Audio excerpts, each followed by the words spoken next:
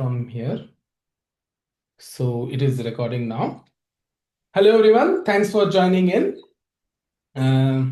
First of all, I would like to recognize and acknowledge the traditional owners of the land we all are from throughout Australia and pay my respects to past, present, elders past, present, and emerging. We at the ASA ECR chapter have organized this history and mystery series, which Ron has kindly agreed to talk about SKA. So the ECR chapter of SKA caters to mostly needs of early career researchers, and we do a variety of activities, including Python workshop, astronomers in industry session, and this is the ASA ECR symposium series, for which the interests are requested now from interested ECRs. And this is our history and mystery series, where we will be talking today about SKA. So I would like to quickly introduce Ron. So the first point is Ron doesn't really need an introduction, but formally going. So Professor Ronald Ekers, or goes Ron, is a CSIR fellow now and adjunct professor at Curtin University. He's a world-renowned radio astronomer with an illustrious career spanning research, promotion of radio astronomy, and mentoring of individual institutes and large international organizations. Ron was born in South Australia, graduated from University of Adelaide, and then completed PhD from ANU. He then held a postdoctoral fellowship at Caltech, and he has served as a director for Very Large Array, the radio telescope in the US, and later became the founding director of CSIRO's Australia Telescope National Facilities. His research interests are very broad, covering extragalactic astronomy, cosmology, galactic nuclei, ultra-energy particles, and most importantly, innovative applications of radio astronomy. He's also very deeply interested in history and philosophy of science, making him a perfect speaker for our series. He has also received numerous awards and honors. He's fellow of several academies: the Australian Academy of Science, the Royal Dutch Academy, the Royal Society, and the US National Academy of Sciences. He's a former president of the IAU and has been awarded many prestigious prizes. Just mentioning a few here: Australia's Senatory Medal, the Findler's Medal from the Australian Academy of Sciences, the Grote Reber Medal for Radio Astronomy, and he's also appointed as Officer of the Order for Australia. In short, and for younger generation, in a very lighter note, he's the OG of radio astronomy, as I say. And with that, Ron, please take it over. Thank you. Okay, thank you for that somewhat over-the-top introduction. But you really intrigued me with your history and mystery series, so I couldn't turn down this opportunity, which doesn't come so often, to focus on what happens behind the scenes instead of the more visible advancements in astronomy. It is, of course, the history part. This is an interesting paradox, and it's self-explanatory. As George Hegel pointed out, we don't actually learn very much from history. We tend to ignore it. So I'm going to cover quite a lot in this talk. First and up front, I want to point out that given the remit I have from your charter, I will not focus on the science. I'll hardly mention the science, because you can hear the SKA science case from many sources and many presentations. So I will discuss some of the background things that happen when you try to build a telescope on this scale, and that includes social, political, geographical, and historical issues. I happen to be directly involved in the development of the whole SKA concept from the beginning. We have researched quite a lot of facts, but in the process, I realized one thing, the first message I wanted to pass on for you: human brain memory does not work like computer memory. It is actually continually refreshed as we revisit past memories, and it gets continually updated. So it's not hugely reliable. It is a hugely useful source of context, but often the facts are more important than the memories. And so if you see a discrepancy, go for the facts. In addition to the facts, there is interpretation, which is what historians in particular like to do, try to interpret the facts. And all the interpretations in this talk are my opinions. They don't represent the opinions of CSIRO, nor do they represent the opinions of the SKA. So let me go on. For context, I will give you a very brief history of the SKA, which goes back for more than 30 years. And then I will emphasize the features mentioned here. The fact it was born global. I will in particular focus on some of the Australian involvement and how Australia became involved. Then I thought for background, I might give you some history into what's called science diplomacy. And that relates to the fact that we set this up as an international undertaking, and that has pros and cons. And I'm going to present them in a bit of detail because they're the kind of things which you ECRs need to be debating and try and find out where the best path is. I will just conclude by pointing out how successful the SKA is already, and I'll make a few comments on my vision of the future of SKA-O. All the facts come from these two sources. I've been co-author of both of these books. I've included the first one because it's the history of radio astronomy in Australia. And I have now realized that most people don't realize that Australia was not just involved in radio astronomy after the Second World War and during the 50s, it was the dominant world player in radio astronomy. So the group in Australia and Cambridge led the first decade of radio astronomy. And that's important because it's good that we do astronomy in every field we can, but it is very rare that there are times in which Australia, a very minor country, can actually dominate the world, and it did.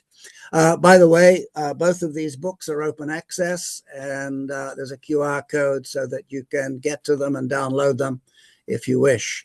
The second book is the history of the square kilometer array, and a huge amount of the content of this talk is taken from that book. It is very much based on facts with some opinions as well.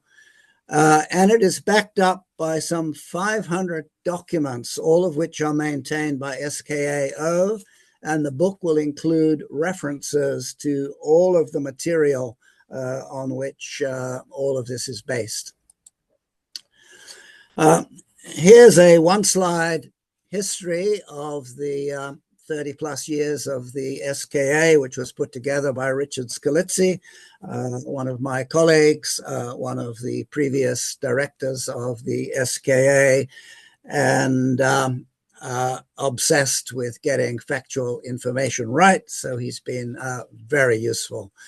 So we can trace early observations called prehistory there, but this really started in 1990 with a colloquium which was celebrating the first 10 years of observations with the VLA. And the majority of that conference was, of course, about all the exciting new results from the VLA. But just by coincidence, a small number of people talked about what the future might look like. And 3 independent people talked about the need for a square kilometer of collecting area. So it has its clear origin back then. Then we had an era called the grassroots era, and that transitioned into a construction era. All of that is well documented in the square kilometer array. And so if you want the gory details, they are all there. We do stop at 2021. We include the site choice but we have not included what's called the construction era. And many of the people currently involved in SKA know this era very well, and you can get that part of the talk from then. So here's one of the motivations, a very early plot that was made to motivate building an SKA, and it introduces 2 or 3 of the topics, which I will then go on to talk about. The plot is a log linear plot, so the straight line is an exponential, its date, and the symbols are the sensitivity of different telescopes at the point at which they were first went on air. So it's fairly well defined. It is the continuum sensitivity. And there's a few things I wanted to draw out about this diagram. It was Woody Sullivan who pointed out to me. Woody Sullivan is the one of the key sources of the information on the history of radio astronomy. And he pointed out it's very rare in the history of any topic that the entire lifetime of radio astronomy is a human lifetime. And in my case, almost a perfect fit. I was born in 1941. So my entire career has seen the birth and growth of radio astronomy. And there are very few fields in science in which you can do this. So we are privileged to live in a time where all this history is actually still available. Now, the early telescopes, like Grote-Reber, was very individual. He went well outside of mainstream, did his own thing, and built the first parabolic dish and measured the spectrum of the radiation that Jansky had discovered, which I should be on this plot, I guess, before. Then that evolved to institutes building telescopes, like the University of Manchester building Jodrell Bank, the CSIRO building the Parkes telescope, which I'll tell you a bit more about later. And then that then evolves into even bigger things where single institutes can't really afford it anymore, and it becomes national. The VLA was an excellent example of a telescope built in the US and built as a national facility, not as an NRAO facility. And then finally, you reach a cost ceiling where there is no nation that can afford the most expensive telescopes anymore. And this, by the way, this diagram is repeated across all areas of science. I won't go into that, too much of a distraction. So when we were motivating the need for an SKA, we were arguing that we wanted a telescope which would continue this exponential development. And in order to avoid the cost ceiling of what a single nation can afford, that forced us to go international. And that's where this concept of born global came from. SKA at its inception was conceived as a global endeavor. We didn't quite make it. What's being built is plotted here. We had delays in time, and because of the cost overruns, both of which I will talk about later in my talk, we missed the exponential, but nevertheless, it is a telescope more than an order of magnitude more powerful than anything built before. Going global meant straight away that we involved international organizations, and on the left is some quotes that came out of the ERSI Large Telescope Working Group, which you can read, but I will go on to tell you how these international structures came to be. But before doing this, I want to go back to national. And I discovered I was able to recover my exact presentation, which I made in 1998 to the Prime Minister and his thing called PMSEC, which was the Science, Engineering and Innovation Council, somebody might correct me, but I do not think the government has an equivalent advisory body at the moment. This happened because OECD had got involved. I'll tell you about them in a minute. They had contacted Foreign Affairs in Australia. Foreign Affairs had brought it to the attention of the Prime Minister that some people were discussing the fact that Australia would be a suitable host country for such a facility. So that generated an invitation for me to talk at this meeting. And this was the beginning of the SKA support, which has always been very strong in Australia. And it might be quite different than what you imagined. So here are the actual slides from my talk. By the way, recovering even PowerPoint slides using Microsoft from 1998 is a challenge. Microsoft will not support things this old. You've got to go to third party to reformat this material, but I was able to recover this exactly as I gave the talk. So this is what we were thinking in 1998. So I based my talk around telescopes looking back in time. We had the fabulous Kobe observations of the structure of the microwave background, the cosmic microwave background.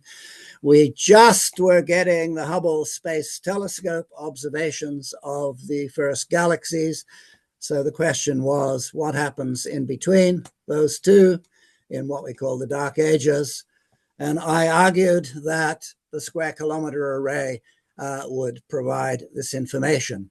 The image on the right was from early survey of suitable regions in Western Australia. It is actually an aerial photograph of a region very close to where the SKA is now being built. And the thing you see below was what we thought was the leading contender, which is an aperture array, rather like LOFAR and the low frequency arrays. So it's not so different from what is actually being built.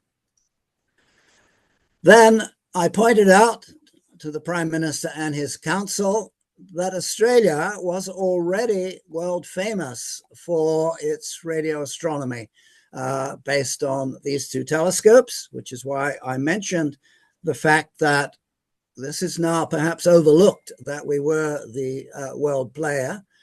And so I pointed out, here's an opportunity for Australia by hosting the SKA to continue this theme.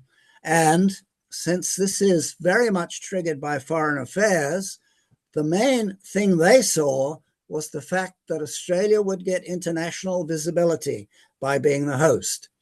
They were not at all interested in what science it would do, but international visibility was really important because that provides linkages for a small country like Australia to get better integrated into the rest of the world. John Howard actively chaired the meeting, and he summarized at the end. This is in the cabinet room, and officially no records are taken in the cabinet room. So this is one case where I wrote this down from memory. I think it's very close, but let me just make it clear that I'm not actually quoting John Howard, the Prime Minister, at this point. His conclusion, however, was, I thought, brilliant. He was surprised of the activities which we had gotten Australia involved in, admitted that science was not his area, and then said, the public like astronomy, so let's do it. That had a major impact.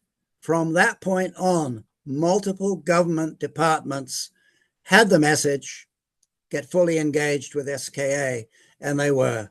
Both Foreign Affairs, Department of Science didn't exist in its current form then, it was industry or education, and they all became involved from that point. In putting this together, I realized that some people have maybe not aware of the value of science diplomacy and how it emerged after the Second World War. It was a concept very much led by the United States that science diplomacy would be a way of establishing international relations through collaborations and through doing science. So when Australia was talking about building a giant radio telescope, they wanted one that was bigger than the one being built at Jodrell Bank, the US were involved in this. The US did not have plans for any comparable telescope, but leaders in the US, entirely based on the concept of science diplomacy, provided more than half of the funding. The Carnegie Corporation and the Rockefeller Foundation, they actually paid more than half of the cost of building the Parkes telescope. They made only one requirement, that it have an open sky policy. There were no other strings attached. There was no requirement that Americans would have special access. I think these times were better times, perhaps because it was so soon after the Second World War. The world actually understood how important international collaboration is. Incidentally, at that time, it was called the Giant Radio Telescope. Might have been a better name to keep. Later called Parkes Radio Telescope, named after one of our political pioneers, and now renamed the Marianne Telescope. As historians, I rather keep original names of things than continually changing them, which is confusing. Okay, so I'm just setting the scene for why a global vision for the SKA was really, for most of us in the radio community, a very natural way to go. The radio community was globally well connected. We were doing global VLBI, which took a great deal of planning and involvement of many different observatories in many different countries. So we were very used to working together. And we had the idea that to build something as big as the SKA, we would need funding on an international level. But then there was this very strong concept that science could be used to combine all nations and all cultures. And in making an indigenous recognition, which I'm doing here on the right, I want to put it in the context of the value that recognizing all the cultures in the world has, and how we can take advantage of the perspectives which are provided by this diversity. I was at that time becoming president of the IAU, and our job was to promote scientific collaboration. OECD, the Organization for Economic Cooperation and Development, is a loosely linked UN organization. It has become world famous because it provides economic data which countries can compare their performance. And the OECD had added a tiny additional charter to to what it was doing, and that was the role of global science, and in particular mega science. They saw that these big projects, and they're thinking of things like CERN, have economic impact and have worldwide impact. So they picked up on the SKA from some lower level talks and contacted us saying, we want to get involved in what you're doing. And I'll talk a little in the next slide. I'll say a little bit more about what OECD do. They no longer have any strong role. They were pushed out by the European Union, in fact, who wanted to get in control. But OECD were really important in the beginning. The other thing we did was we used both of the international unions, the IAU, which is the Astronomy Union, and ERSI, which is the Radio Science Union, to set up groups to look at the development of future facilities. In the case of the IAU, it was broadly based to look at the possibilities for collaborating on all future facilities. And for ERSI, a specific working group was set up to discuss the technologies that would be needed to build an SKA. So the ERSI group was set up in 1993 and the IAU a year later, Den Haag in 1994. Just a few more words on the OECD involvement. The chair of what is called the OECD Mega Science Forum was Francois Padre, a French astronomer, in fact. And she is the one who built the links with us. OECD members are countries, not people. So a country had to propose that OECD get involved. And Harvey Butcher, who was then the director of Astron in the Netherlands, got the Netherlands to actually make the proposal that OECD set up a working group to look at this technology. And one thing they focused on was the spectrum management and RFI. So I'll bring up the last 2 points again later. Here's one of the reports from the OECD Global Science Forum, and it was on the Task Force on Radio Astronomy, and they specifically looked at the radio spectrum. What was unusual about that, and I do not believe there has been a similar meeting since, or similar working group since, the working group had equal numbers of radio astronomers, spectrum management people, these are the people who work through ITU to set up the regulations, International Telecommunication Union, and the satellite communication community. And the idea was to look at the technologies and try and work out how to advise governments on the best way to protect this precious resource. And it was very balanced. The resources of value, not just to astronomers, but of course to communications and many other areas of use.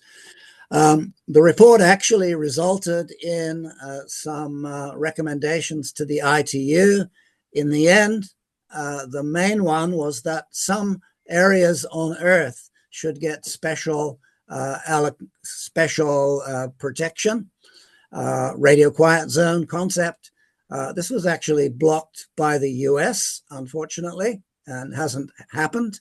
But instead, various nations like Australia and South Africa have established national protected zones. And the SKA will be built in a nationally protected radio quiet zone, but not internationally protected. Okay, we had another problem. We had these great visions. So how do we realize this? There was no body set up to be an international radio astronomy group. There was ESO, and ESO was a model which we looked at quite closely.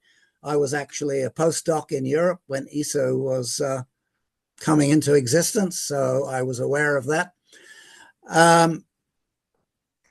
But there was no equivalent body for radio astronomy. And so instead of looking for instructions of what to do, we decided we would create our own. And this, in fact, was an extremely successful move. This movie can just play in the background, and you can watch the 4 countries mentioned signing an agreement to set up an international steering committee to coordinate the international development of the SKA project. That ISSC stayed in existence for the next 20 years and really dominated the development of what is now the SKAO treaty organization. My message here is, if there isn't some structure set up to do it, then invent one. And the thing that took me by surprise was that this was internationally accepted, governments respected it, and we generated it essentially, as you see in that movie, with a few people who represented different institutions in different countries signing an agreement to work together. ESO itself was not particularly interested, although we talked to them because they had other big issues on their plate, ELT and ALMA. Okay, now, when you set up an international facility, you should do it with your eyes open. There are the huge advantages I just mentioned. And at the top of this list, given the current state of the globe, I put using science as one of the ways to get countries, nations to work together and establish world peace. And we can do this through science because both the culture and the language of science is universal, gives us a huge advantage. And during this process, I saw that we were far better equipped to negotiate agreements between countries than our governments, which often are completely constrained by politics. And I hope in our current situation, you will read into this more than I'm able to say. A treaty agreement, it was also well understood that they have long-term stability. If an institute or a country funds something, they can take the funding away, and this continually happens. It is much harder to terminate a treaty agreement. And so treaties like ESO and now the SKA should have long-term stability. If one country decides it wants to pull out, they are put under pressure by the other countries to not do so. All this is happening behind the scenes continually. It means the people who want to build a telescope have access to the top scientists and engineers for the whole world, because we are doing this as a community. And it also means the funding ceiling issue, the astronomers have access to facilities which no single nation could afford. However, you have to have your eyes open because there are serious disadvantages, not just little disadvantages. International agreements are complex, and building something internationally adds complexity, which I'll demonstrate in a minute. It was well understood that it would cost more, and I'll talk about that in a moment. What I think I had not recognized were the last 2 points. The different funding cultures in the different countries make a huge difference to how you proceed. And while the diversity has value, as you will see in the next slide, the funding cultures are so totally different that was a big challenge and is a continuing challenge. And finally, and here I was quite surprised, that being international meant large, risk-averse committees making decisions rather than individuals who could make a judgment based on the evidence. That resulted in the burst of innovation seen early in the SKA being very much constrained. Okay, I just jotted down, and these are entirely my opinion, just from my observations of what happened, of not all of the different people involved in SKA, but a few, and I picked the differences in culture. There are some similarities. South Africa, the most striking and the clearest in their reason for getting involved in the SKA. Human capacity building, using astronomy to encourage young people into STEM. That ticked all the boxes in South Africa. In China, very quickly, this was seen as future technology development.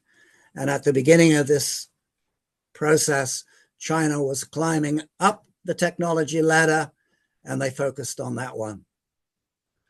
UK were not involved almost at all in the early SKA process, but they saw a niche to take it on as the major European player in the game. And that gave them influence in the European community. That was actually the initial trigger, not the science. In Australia, I was a bit disappointed in that the thing which was given the most emphasis was the value of hosting, because other people would pay for us to employ people to dig holes in the ground, to dig ditches, to put cables in. Almost no interest in using it to develop technology coming from the government, but very practical interest. Jobs for Western Australians. But the good news side was working with Foreign Affairs in the early stage of this process was very effective, and they saw the international linkages as being huge value to a small country like Australia. So pluses and minuses. The US, perhaps the most different, and part of the reason why they are no longer members, they were for most of the 30 years I am talking about. In the US, they do have a different scientific funding structure in which the most cost-effective science gets to the top of the pile, and that's a process which has huge impact in the US. Being cost-effective is not consistent with nations funding their own groups. People may debate whether encouraging competition is good or bad. I think it gets in the way of collaboration sometimes, but of course, competition is also a way of getting the best ideas out and driving the costs down. So you ECRs may well want to debate that. I'm going to throw this in as an example of the complexity. This is actually an organization called the International Center for Complex Project Management. I had absolutely no idea such an organization existed until they sent me a review of our book. And we had no involvement in this review, or one member of our team, Phil Crosby, did know this was happening. And I've written down their summary, not our summary, but the summary from this review. They saw it as a highly complex project by their different definition of complex projects. They saw multiple science organizations involved, multiple countries, and multiple different government agencies involved. They picked up on the fact that being constructed over decades on multiple sites in different countries meant that the ground is continually changing under your feet as you're trying to manage this project. They also picked up on the fact that the stakeholders from different countries come in with very different levels of technical maturity. So I would say Australia, Netherlands, US, in the case of the SKA design, were sort of technically dominant, but other countries were joining to gain technology. And then I put it in red because that one took me by surprise. They're saying, it's a surprise to us that scientists should have done this, got into such a project. And of course, partly because we were too naive to realize it was nearly impossible. Okay, here are a few of the negatives. The plot on the right, which you can dig out of our book if you dig a bit, it's not too popular a plot, shows the way the cost estimate for the SKA project changed over time. Now, in case you're not aware of it, what's called SKA2 in this diagram is the original 1 square kilometer SKA concept. I'll say something more about that in a second. And the thing called SKA1 is the descaling to 1/10 of a square kilometer, which is the current SKA being built. So as you see, the costs are going up in a way which makes it very difficult to control. And so in our book, we do discuss why this happened. Did we get the cost estimates totally wrong in 1990? Many people say we did, but in our analysis, that is not the reason. Here are the reasons. You go international, that means national interests have to be satisfied. You don't take the cheapest bid to build something. You take a bid which is in the interest of the country that is providing the resources. This is why the US way of playing this game stops working very well, and why the US is often uncomfortable in these international organizations. It results in very complex contracts because every country has its own legal contracting system. It means the interfaces between parts of the telescope built in different countries have to fit together. And that takes a lot of high-level supervision and is probably the main thing which SKAO construction is currently doing. And I would say they are doing it impressively well, but it's not trivial. And we finished up with multiple sites. But the second ones were the biggest problems. There was a huge and uncosted expansion in specifications. And that arose without us realizing it because of going international. We needed support from an extremely broad community. That meant the quite well-defined science goals in 1990, which was really H1 in the early universe, got expanded to an incredible flexible telescope. The upper frequency went up by more than a factor of 10. That in itself can cost a factor approaching a factor of 10. This was a huge difference from the original proposal. And the other thing that happened was the level of innovation actually decreases during this period as the complexity of the international structure increases. Okay, site decisions was an enormously complex process, and I have written there a question which we have asked ourselves continually, and again, it's another question you may want to debate in the community. Should the decisions about the siting have been made without involving the funding agencies? We initially thought so. I did. Most of us did. We thought the technical issues were unrelated to politics, so far better to pick the best site without involving politics.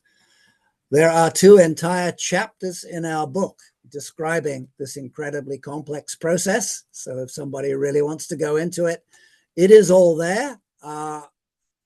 Almost nothing is confidential and had to be withheld. We have permission to tell the full story, and it's there. Initially, we had bids, 7 bids from enthusiastic countries: Australia, Argentina, Brazil, China, Ireland, South Africa, USA. Both USA and Ireland withdrew for different reasons at an early stage. And then there was basically a comparison of the technical issues related to these different sites. In 2006, the International Steering Committee was ready to make a decision. And while this is not published, the decision, which was documented but was not public at the time, was that Australia would have been selected as the site. However, the funding agencies intervened at that point and said, no, you have no rights to make such a decision. That's for nations to make, not an international steering committee that was set up. So this is the first time the steering committee realized it did not have as much power as it thought it had. And instead, the funding agencies said, we want acceptable options, ranked options. We don't want a decision. Now, in retrospect, they were right to do this because using hosting as part of the whole negotiation process is an important part of obtaining the funds to do this. You might think, oh, it's all about finding the best science. I can assure you it really isn't. However, I see that this was the correct decision of the funding agencies to take this path, but it had two bad consequences. And if we ever do this again, one might try to avoid them. It instantly led to competition between countries and brought in political issues. As soon as countries were competing, open discussions were often terminated. And in fact, the proposal which Australia then wrote for the second round was made confidential in confidence by the Australian government, and even the astronomers in Australia were not able to see it. This was a very different scenario than anything I had envisaged before. I believe that it could have been avoided. As these negotiations went on, the politics meant a split site was the only politically acceptable outcome because of the huge investment of two nations, Australia and South Africa, and indirectly, as I'll mention in a second, because of the opportunity for a third site in the UK, had a huge impact. And we may not have got this telescope funded without that decision. What saddens me now is that this could have been realized and adopted much earlier in the process and avoided the competition. I should point out, I mentioned the third site, which is the global headquarters, which is very conspicuously based in Manchester. I picked this particular picture from the SKAO because it is such a delightful comparison with the geography of the sites in South Africa and Australia. That's in midwinter and it is covered in snow. I will just, as I'm concluding now, this is really in the way of a summary.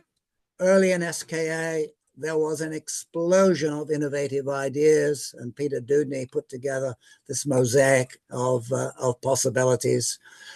Bottom right was an actual SKA proposal for a cylinder, and in a second you will see that that was the inspiration for CHIME, copied almost exactly. We also had the key science projects and the concept that this should all be driven by the science. This is probably the slide I'm showing you, probably 20 years old, and it changed slowly.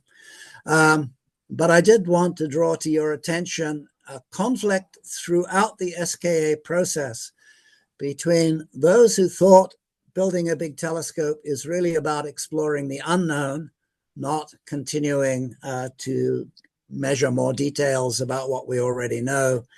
And I direct you to the excellent book by Ken Kellerman and Elaine Balton, showing that almost all the discoveries in radio astronomy have been serendipitous, and telescopes do not become famous for any of the reasons for which they are built, and there's no reason why that will not be the case for the SKA. SKA had its precursors built on the site in the Murchison in central northwestern Australia, and you already know a lot about ASCAP, Meerkat, MWA, played an absolutely clear role. Also, yeah. Less well known is the fact that I've called these spin-off telescopes. They all came into existence because of the SKA. First, the whole low-fare concept was the Dutch arguing that a low-frequency version of an SKA-type telescope could be built much sooner and quicker and would be something the Dutch could do. The Chinese came up with a very innovative FAST project, and that remains closely coupled to the SKA.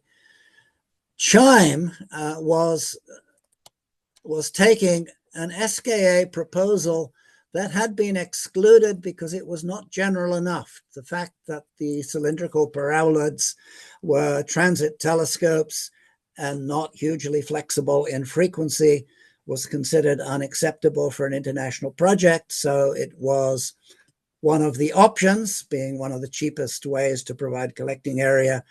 And I think the Canadians did a brilliant job of taking that concept, specializing it, and making it a world leader in one area of radio astronomy.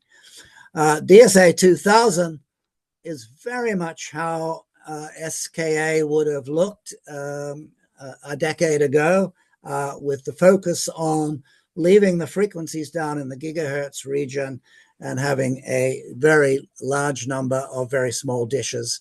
And of course, the US had been part of the SKA throughout, so all of these ideas were equally freely circulating in the US.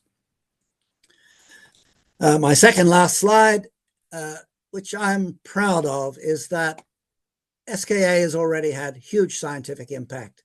We don't even have to wait for the SKA to be built to see the impact in a field which was in slow decay when the whole SKA concept started. So for the future, we now have a construction project which is going incredibly well. Is not the time to discuss innovation and future different ways of doing things. But like ESO, I expect SKAO will evolve into an observatory, not just a telescope, which will be the center for the future of developments in radio astronomy. So thank you. Thanks a lot, Ron. That was excellent and wonderful. We have time for questions. So people, if you have questions, please raise your hand and we could go one by one.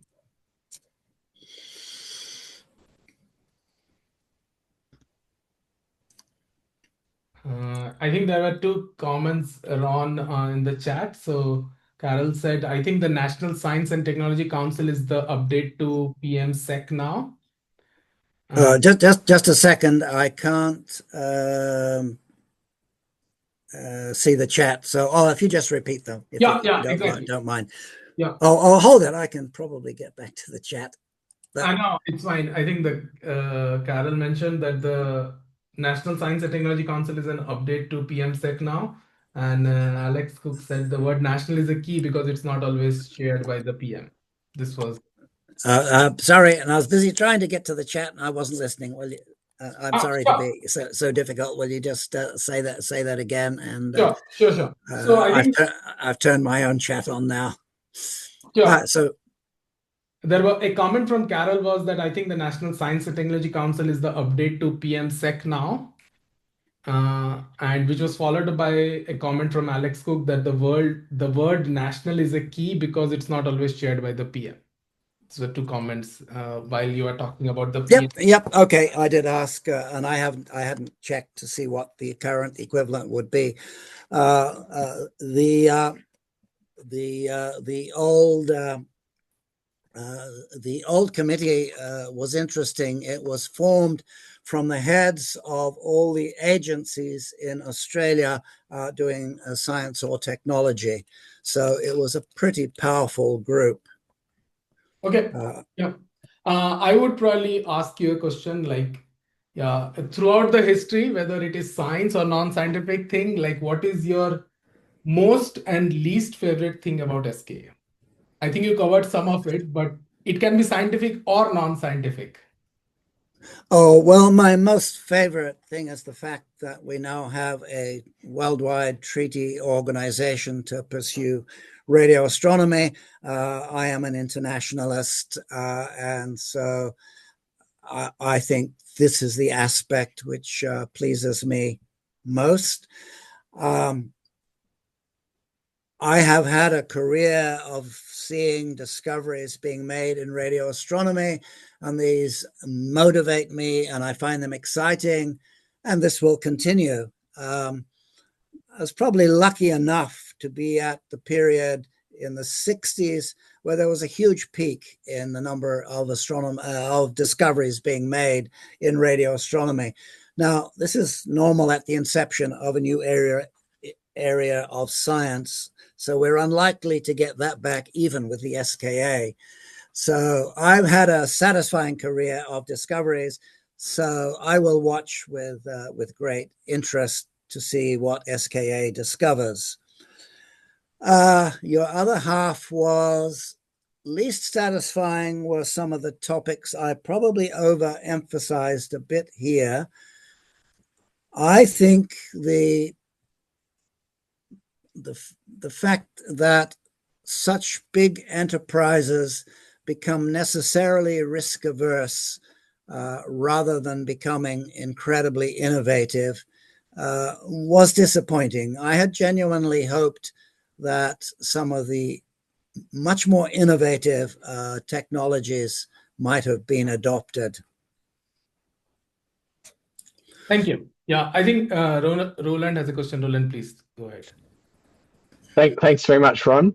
I'm curious, why did the Americans kill off the effort to have the internationally protected frequency band?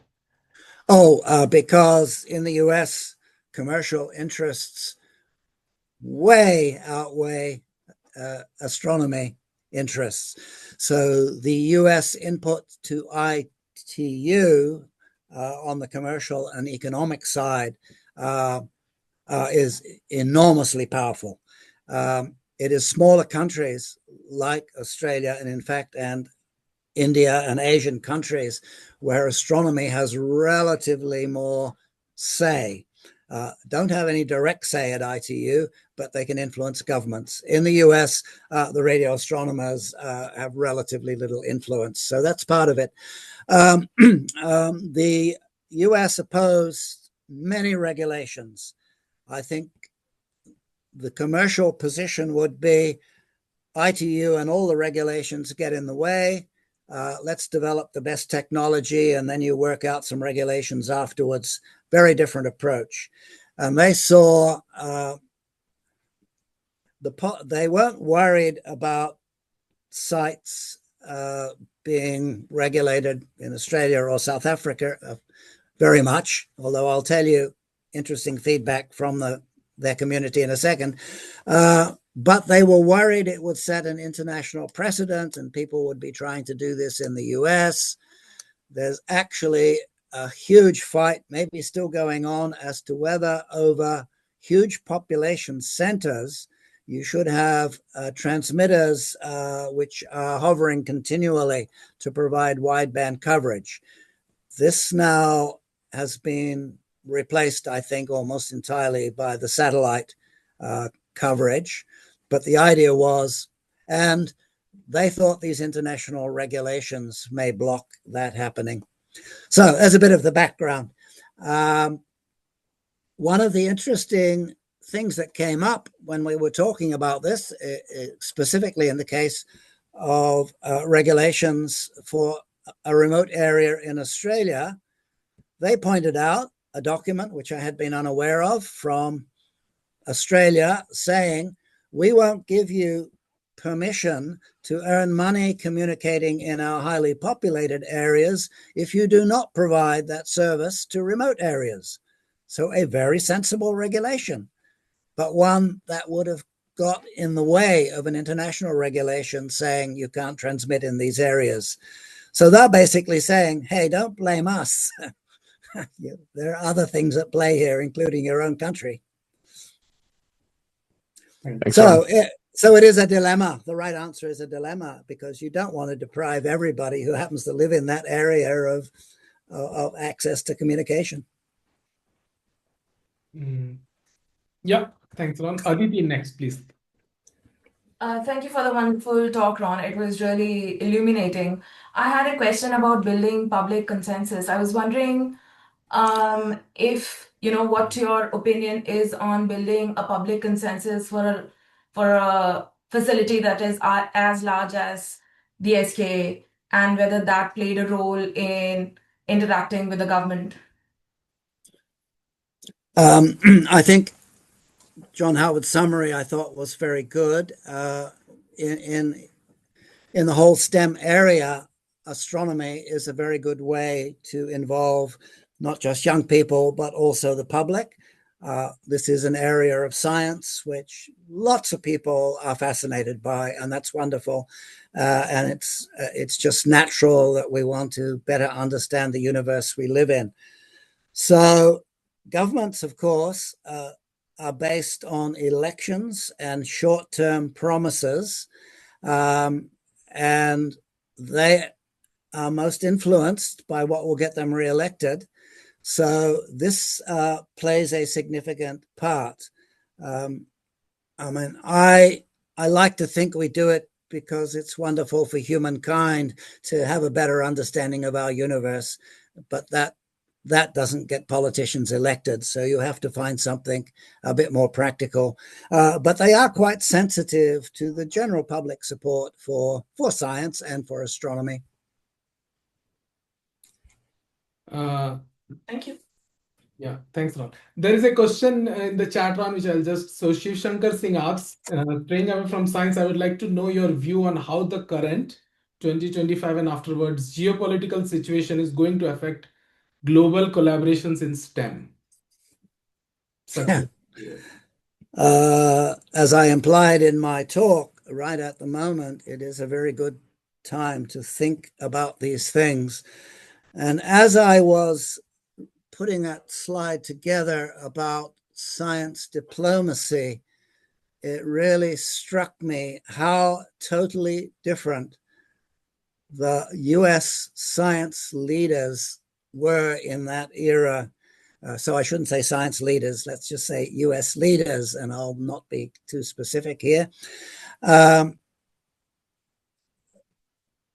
It had a great influence, and not just in science, also in public health worldwide. So I hope the current status is a passing phase, but it is a worry. And I think we do have the commonality of science collaboration. I think we should use it to the maximum extent we can to build linkages, to build collaborations, to get to understand everybody better.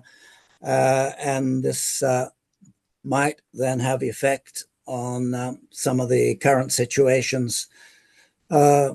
One pessimistic, very pessimistic view is it's now so long since World War II, and the previous, not just threats of nuclear armament, but people being killed by nuclear bombs, is so far in the past that maybe, God, it's going to have to happen again before people understand the value of working together. Thank you. Are there any other questions?